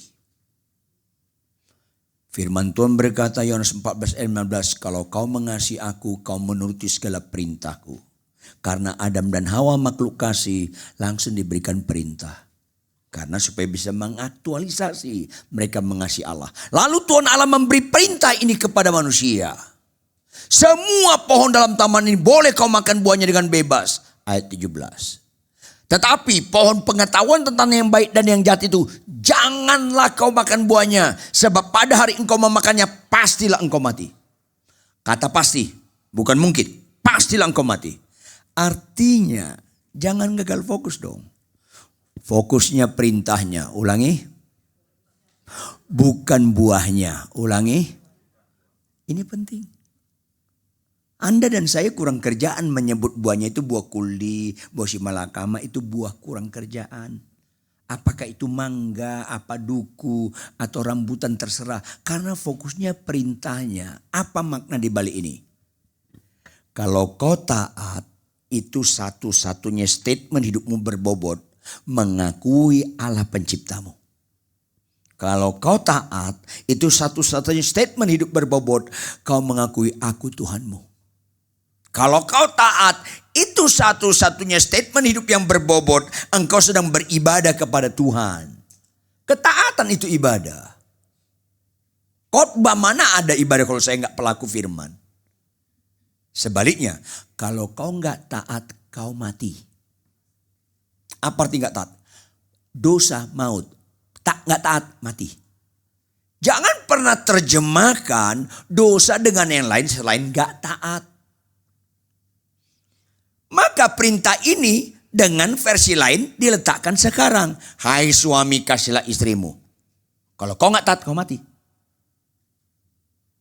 Makanya fokusnya perintah. Hai istri, tunduk pada suamimu. Kalau kau nggak taat, kau mati. Namanya kalau kau makan buah itu kau akan mati. Artinya kalau kau nggak taat. Jujur, siapa yang tahu? Hawa pertama mengambil buah, 1 truk, 1 karung atau 1 buah? 1 buah. Jadi nggak bicara jumlah. Dosa itu bukan bicara besar kecil. Tapi ada unsur ketidaktaatan nggak dengan tindakanmu? Itu dosa. Makanya saya bingung, ada orang Manado bilang, Pak Ridwan, tahu nggak Pak Ridwan? Apa? Coba Adam dan Hawa itu marga rorim pande. Atau marga rombot. Emang kenapa? Orang Manado itu suka makan Pak Ridwan. Oh, suka makan orang Manado? Iya. Jadi maksudnya apa? Kalau ada ular datang menggoda, langsung kami tangkap, kami rica-rica. Kami nggak digoda ular. Lantas saya bilang, berarti kau lebih jahat dari Adam dan Hawa. Loh, kenapa lebih jahat? Kau tergoda ngambil buah itu nggak perlu ular. Nggak ada ular pun kau ambil. Karena apa tadi? Tukang makan. Jadi kau ambil juga. Namanya tukang makan kan. Dasarnya kan di situ. Oh iya ya Pak. Untunglah bukan orang Manado. Adam dan Hawa. Lebih bagus orang Batak ya Pak Ridwan. Enggak, jangan orang Batak. Orang Batak bukan hanya buahnya, pohonnya pun dicabut sama dia. Alah. Janganlah orang Batak. Udah cocok itu Adam dan Hawa. Jangan bawa-bawa suku lah.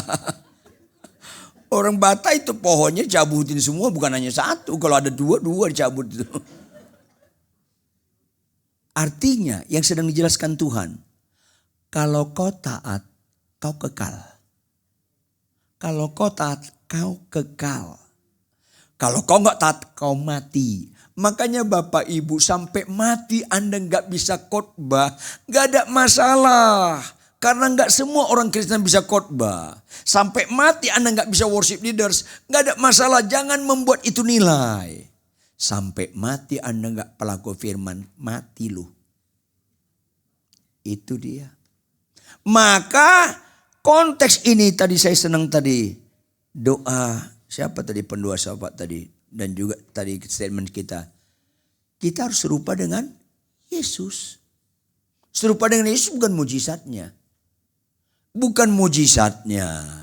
Tampilkan operator Filipi 2 ayat 5 sampai 8.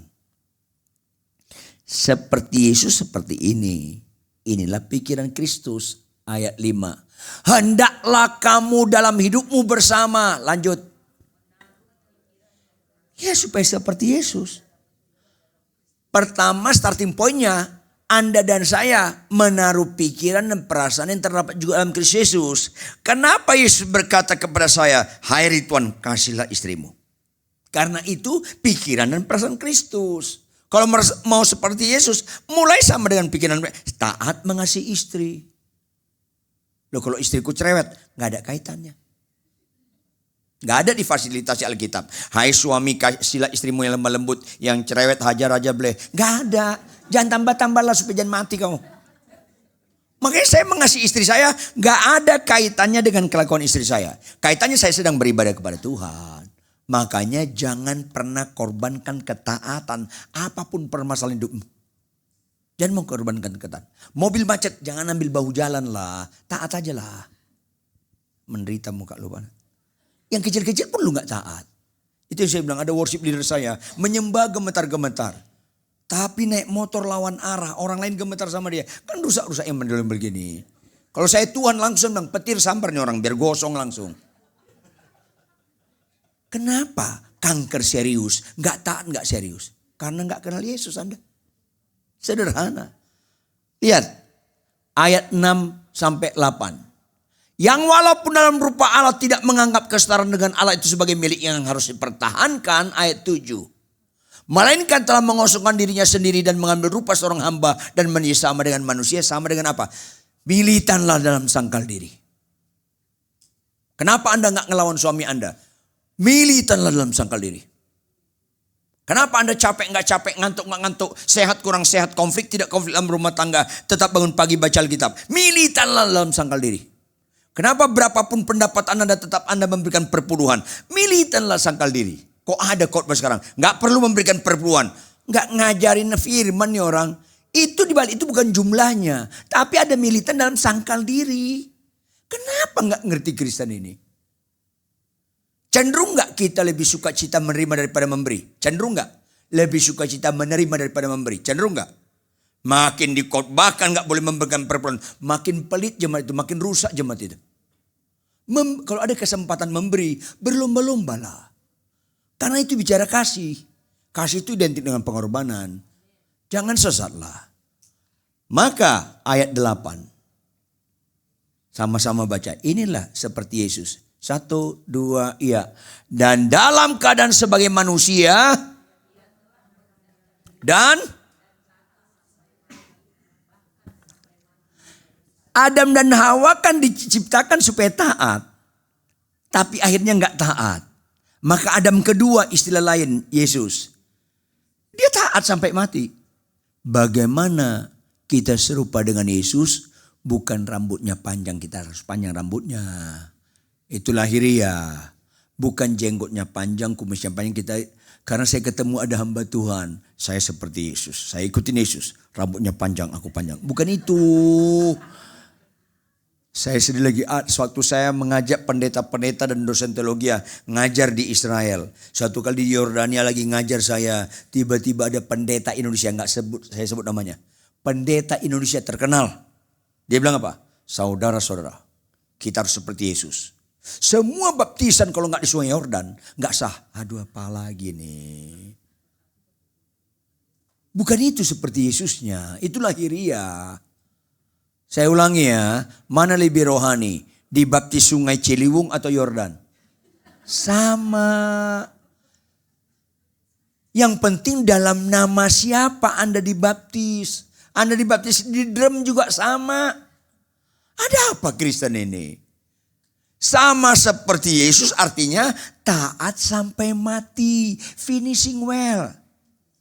Ayo dong, itu mujizat. Walaupun gak bisa khotbah sampai mati. Yang penting Anda taat sampai itu, Anda bernilai. Karena ketaatanlah arti melayani. Khotbah belum tentu melayani. Kalau saya khotbah, saya nggak pelaku firman, saya nggak pernah melayani Tuhan. Jangan-jangan saya melayani pekerjaan Tuhan. Beda melayani Tuhan dengan melayani pekerjaan Tuhan. Beda. Ini penting Anda harus bedakan. Makanya nyanyian, penyembahan, khotbah harus dari kesimpulan ketaatan. Kalau enggak, itu ngejek Tuhan semuanya. Ini penting sekali. Bagian terakhir, kebagian sejati. Buka operator Markus 1 ayat 42. Markus 1 ayat 42. Supaya kita bertobat dan berubah. Sama-sama baca ibu-ibu. Semua kita sekalian sama-sama baca. 1, 2, iya. Belajar dengan teliti. Ya, belajar dengan teliti. Jawab Bapak Ibu Saudara sekalian. Kata mana dalam ayat ini representatif keterangan waktu? Lebih keras. Lebih teliti. Tuhan perlu tahunan atau seketika membuat lumpuh berjalan. Tuhan perlu tahunan atau seketika membuat buta celik. Tuhan perlu tahunan atau seketika membuat orang Lazarus bangkit. Tuhan perlu tahunan atau seketika membuat laut terbelah. Seketika. Apa yang sedang Tuhan sampaikan di balik kata seketika? Ini enggak sulit. Seketika. Lanjut. Apa yang Tuhan sampaikan di balik kata seketika? Ini mujizat murahan. Gak ada unsur kekekalan semua mujizat seketika. Saya ulangi. Gak ada mujizat yang mengandung kekekalan di balik seketika. Ini mujizat terendah. Jawab, Lazarus dibangkitkan Tuhan Yesus enggak? Mati lagi enggak? Mati lagi, karena itu sementara. Laut dibelah Tuhan enggak? Sekarang statusnya terbelah atau udah gabung? Kok yang gini kagum orang Kristen? Sekarang perintah Tuhan. Ulangi ibu-ibu. Ada enggak perintah Tuhan, hai istri tunduklah pada suami? Jangan gak meyakinkan gitu dong jawabnya. Gak rela banget sih lu pada. Ibu-ibu, ada gak perintah Tuhan, hai istri tunduk pada suami? Jawab ibu-ibu, istri tunduk pada suami bisa seketika atau proses tahunan? Tumben jujur lu. Saya bingung. Orang lebih kagum mayat bangkit daripada istri tunduk pada suami. Memang Anda gak punya pikiran Kristus masalahnya. Kenapa gak cerdas? Sampai ada pendeta merasa hebat dipakai Tuhan. Ada mayat didoakan bangkit. Luar biasa. Siapa yang bilang itu luar biasa? Itu biasa-biasa saja. Ada apa Kristen ini? Kenapa Tuhan meletakkan dua nilai? Jika satu orang saja bertobat, sisi juga bersorak-sorai. Orang berbahagia adalah orang yang melakukan firman Tuhan dan mendengar firman Tuhan dan melakukannya. Karena itu nggak bicara seketika. Untuk bisa mengampuni dosa kita, Tuhan bilang nggak dari surga, kau diampuni kaum ini, atau dia perlu berkorban? Karena nggak bisa seketika itu. Harus dia datang menjadi manusia, dia harus jadi bayi, dia harus bertumbuh dewasa dengan kesulitannya, dia harus mau disalibkan. Itu proses tidak gampang. Nggak perlu Yesus mati di kayu salib membuat Lazarus bangkit. Kalau Anda baca dalam perjanjian 5 kasus Elia, ada orang mati dibangkitkan sebelum Yesus disalib. Mana bisa dosa diampuni kalau Yesus nggak mati di kayu salib? Nggak bisa seketika untuk dosa diampuni. Berbahagialah dosa kita diampuni. Tapi bukti kita diampuni, dosa itu tidak taat. Lanjutkan dengan apa? Berbahagialah engkau taat. Mau mendengarkan firman Tuhan dan melakukannya. Itu nggak bisa seketika. Prosesnya panjang. Makin sulit prosesnya, makin bernilai. Makanya Bapak Ibu, Anda punya paradigma yang baru. Makin sulit kau dengan suamimu, itu makin bernilai. Jangan niat ganti. Jangan niat tukar tambah, apalagi buka cabang. Jangan pernah niat. Makanya Tuhan kagum sekali sama orang-orang yang setia dalam perkawinannya. Lebih kagum daripada khotbah bagus. Ayo dong. Penutup, saya ulangi lagi.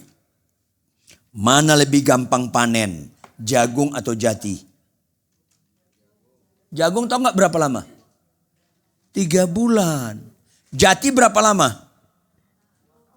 Saya pernah membina pengusaha jati yang termasuk senior di Jepara dulu, almarhum Pak Harun.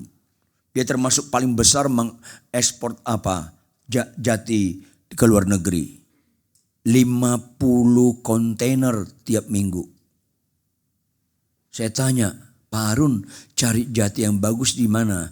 Dia bilang apa? Pak Pendeta, jangan terima jati dari tanah yang subur. Oh, kenapa? Kalau tanah yang subur cepat gedenya, kepadatan kayunya kurang solid, kandungan airnya terlalu banyak, nanti proses pengeringan akan bengkok. Makanya ibu-ibu jangan terlalu subur lah. Kandungan airnya terlalu banyak itu. Nanti proses pengeringan bengkok Anda. Pendeta-pendeta juga jangan terlalu gemuk lah. Ketawa lu gak rela lu. Jadi gimana? Cari jati di tanah kurang subur. Ayo dong ibu-ibu. Kalau makin sulit kau dengan suamimu, makin bahagia. Makin potensi Anda punya sabar yang excellent. Inilah Kristen. Kenapa makin sulit suami mau cerai? Memang digembalakan setan Anda deh. Makin sulit makin membanggakan. Ayo dong. Mana lebih mahal? Jati atau jagung? Jati. Makanya pulanglah dari tempat ini. Jangan lagi menganut kebahagiaan sejagung. Anutlah kebahagiaan. Ayolah. Gak usah tepuk tangan, bertobat aja Anda. Pulang jadi pelaku firman. Siapa yang gak tunduk pada suami, tunduklah. Siapa yang malas baca Alkitab, bacalah dengan militan. Ayo dong. Kalau kita gak pelaku firman, jangan bicara seperti Yesus.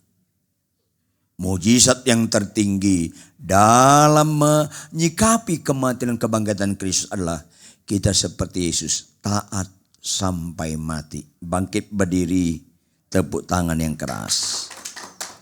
Nada dasar apa yang umum? Sejauh timur. Ada enggak lagu itu kita di layar? Coba hayati lagu ini ya. Supaya kita ngerti berbahagia. Dosa kita diampuni. Supaya kita jangan lagi kompromi dengan dosa. Dan hidup dalam kekudusan. Sejauh timur dari barat. Engkau membuang dosaku. Amin. Tiada kau ingat lagi pelanggaranku. Amin. Jauh ke dalam tubir laut Kau melemparkan dosaku. Tiada Kau perhitungkan kesalahanku. Mari angkat tangan kita, katakan, betapa besar kasih keampunanmu Tuhan. Tak Kau pandang hina hati yang hancur.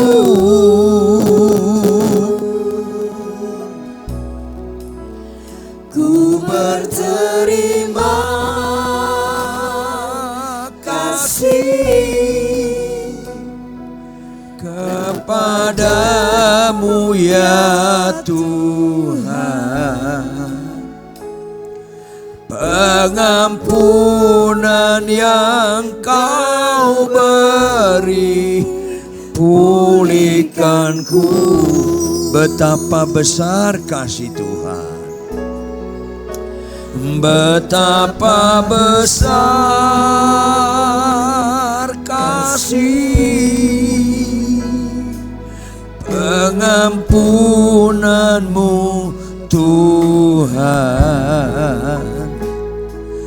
Tak Kau pandang hina hati yang hancur.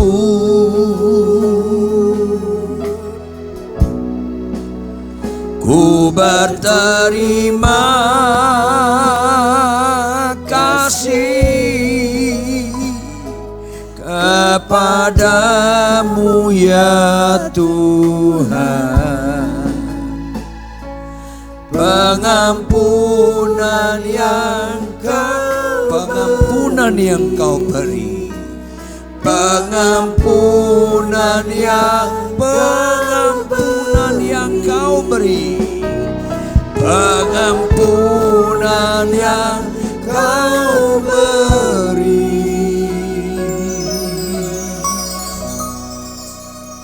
pulihkanku.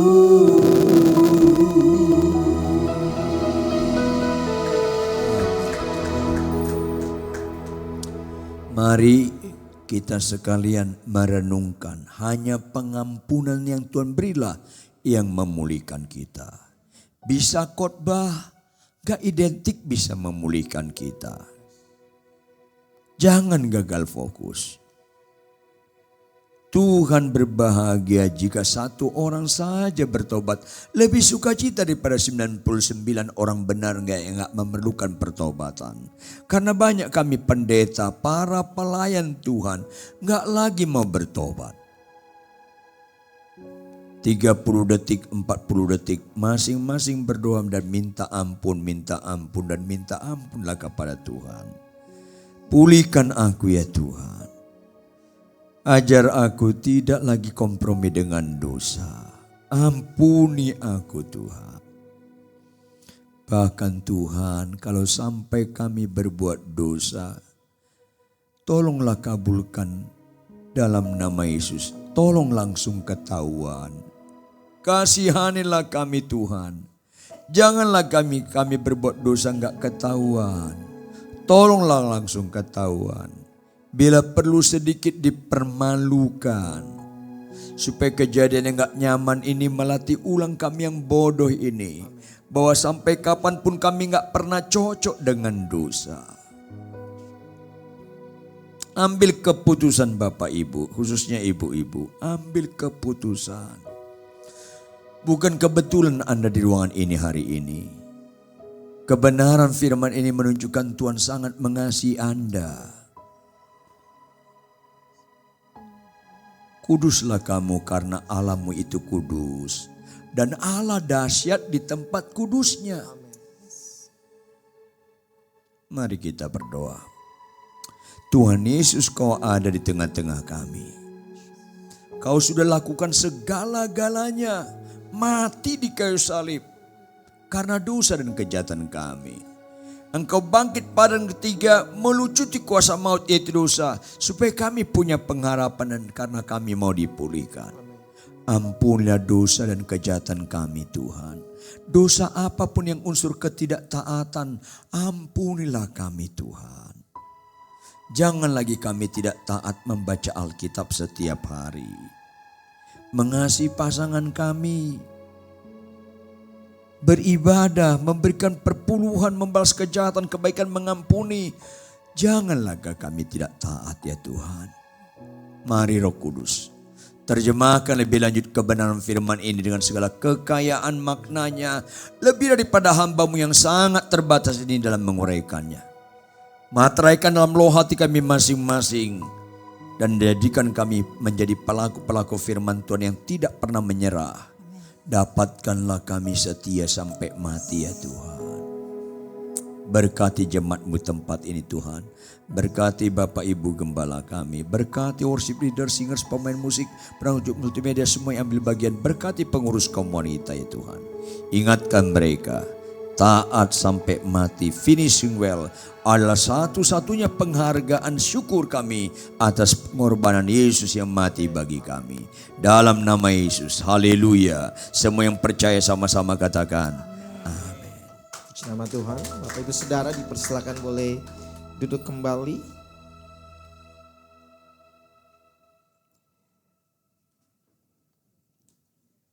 Dan kalau ada di antara Bapak Ibu Saudara yang baru pertama kali hadir beribadah, selamat datang. Dan kami juga ingin menyampaikan terima kasih kepada Bapak Pendeta Ridwan Huta Barat atas pelayanannya Pak. Tuhan memberkati. Dan hari ini banyak sekali yang tarik nafas. Karena terima khotbah yang begitu luar biasa dan tentunya akan memberkati kita. Amen. Yang mau melakukan firman Tuhan, membagikan tangannya sama-sama. Kasih tepuk tangan buat Tuhan Yesus. Baik, Bapak Ibu, kita akan memberi lewat persembahan kita satu dalam doa. Kami sudah menerima firman-Mu, Roh Kudus yang mengajar kami, mengingatkan kami, menolong kami untuk kami menjadi orang-orang yang belajar melakukan firman-Mu melalui ketaatan kami kepada Tuhan. Terima kasih, ini pemberian kami hanya di dalam nama Tuhan Yesus. Setiap kita yang telah diberkati dan siap juga menjadi berkat, sama-sama katakan amin. Baik, sambil memberi tentunya Bapak Saudara telah disediakan amplop ada di bangku saudara, dan juga saudara bisa dapat memberi atau memasukkan amplop di kotak persembahan tepat di belakang dari yang ini. Dan ada beberapa pengumuman yang perlu kita perhatikan bersama-sama, yaitu pada hari Minggu akan diadakan ibadah pada tanggal 14 Juli 2024 jam 10 pagi. Ya, satu kali ibadah dan akan dilayani oleh Bapak Pendeta Ikhwan Cahyadi. Tempat di Sampurna Strategic Square North Tower lantai 3 City Love Church, begitu ya. Dan yang kedua adalah ibadah Woman of Love pada hari Selasa 16 Juli 2024 jam 11 pagi. Dilayani oleh Ibu Charlotte Priyatna. Tempat yaitu di tempat ini Bapak Ibu Saudara di Senayan City Residence lantai mezzanine. Ibadah KOF gabungan. Ada 2 kali KOF gabungan. Yang pertama yaitu gabungan dari KOF Senayan City dan KOF Beacon atau Beacon dan KOF Karet. Diadakan pada hari Kamis 18 Juli 2024 jam 7 malam. Akan dilayani sama yaitu Ibu Charlotte Priyatna. Bertempat di Senayan City Residence atau di tempat ini. Dan KOF gabungan yang kedua yaitu gabungan dari KOF United, KOF Serpong dan KOF Taman Anggrek. Diadakan pada hari Jumat 19 Juli, diadakan pada jam setengah 7 malam atau 18.30 dilayani oleh Ibu Charlotte Prihatna. Bertempat di Taman Kebun Jeruk Blok A3 nomor 10 sampai 11. Baik Bapak Ibu Saudara, kita akan akhiri ibadah kita pada pagi atau siang hari ini. Bersama-sama bangkit berdiri. Coba pandangi dulu wajah di sebelah kiri kanannya. Ambil nafas lalu bilang begini, siap lakukan firman Tuhan. Gitu ya, puji nama Tuhan. Saya persilakan kepada Pak Timothy yang akan memimpin kita di dalam doa berkat. Mari kita angkat dua tangan kita untuk menerima berkat dari Tuhan.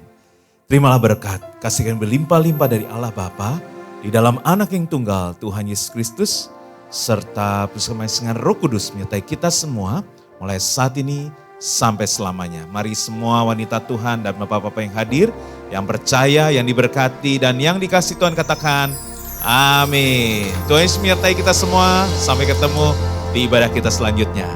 Thank you buat semua pemusik.